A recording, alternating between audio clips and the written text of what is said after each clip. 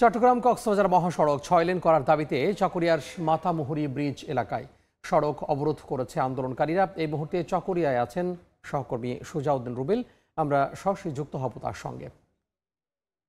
কক্সবাজার চট্টগ্রাম মহাসড়ক ৬ লেনে উন্নীত করার দাবিতে ব্লকেট কর্মসূচি করছে কক্সবাজার চট্টগ্রাম মহাসড়ক উন্নয়ন যে আন্দোলনের যে যারা রয়েছেন তারা। আমরা সকাল থেকে আসলে কিছুক্ষণ আগে পরিস্থিতি স্বাভাবিক ছিল, কিন্তু 10টার পর থেকে আমরা লক্ষ্য করছি এখানে সড়কের দুই পাশে কক্সবাজারের চট্টগ্রাম মহাসড়কের যে আপনার মাতামুহুরী যে ব্রিজটি রয়েছে সেই ব্রিজের মধ্যেই যে কক্সবাজার চট্টগ্রাম যে সারা দেশে যে মহাসড়কে যে গাড়িগুলো যাতায়াত করে সেই গাড়িগুলো বর্তমানে দুই পাশে যেহেতু অবরোধ করা হয়েছে, সেই ক্ষেত্রে এখন গাড়িগুলো আসলে আটকা পড়েছে।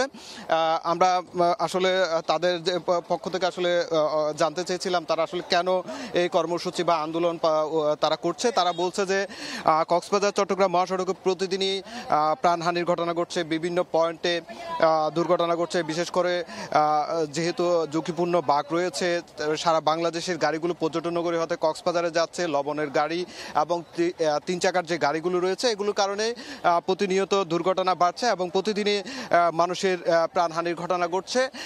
যার কারণে কিন্তু কক্সবাজার চট্টগ্রাম মহাসড়কটি এখনো শুরু রয়েছে। যার কারণে তারা বলছে যে 6 লেনে উন্নতি তারা বিভিন্ন কর্মসূচি পালন করেছে, এখন পর্যন্ত তাদের দাবি দেওয়া মানা না হওয়ায় তারা শেষমেশ তারা সড়ক অবরোধ করার জন্য তারা অবরোধ বাধ্য হয়েছেন। এরই মধ্যে আমরা লক্ষ্য করছি তারা যে ছোট ছোট 3 চাকার যানবাহনগুলো যেতে দিচ্ছে এবং পাশাপাশি যে জরুরি যে অ্যাম্বুলেন্সগুলো রয়েছে, অ্যাম্বুলেন্সগুলো রোগীবাহিত অ্যাম্বুলেন্সগুলো তারা ছেড়ে দিচ্ছে। তবে এই আন্দোলন কর্মসূচি সকাল থেকে বিকেল পর্যন্ত চলবে, তেমনটাই আমরা দেখতে পাচ্ছি, ব্যানারে লেখা আছে বিকাল 4টা পর্যন্ত চলবে। তাহলে কিন্তু সেই ক্ষেত্রে কক্সবাজারে যে দুই পাশে যে মহাসড়কের দুই পাশে বিপুল সংখ্যক এখন গাড়ি অবরোধের মধ্যে পড়েছে, মানুষ হেঁটে হেঁটে কিন্তু পারাপার হচ্ছে।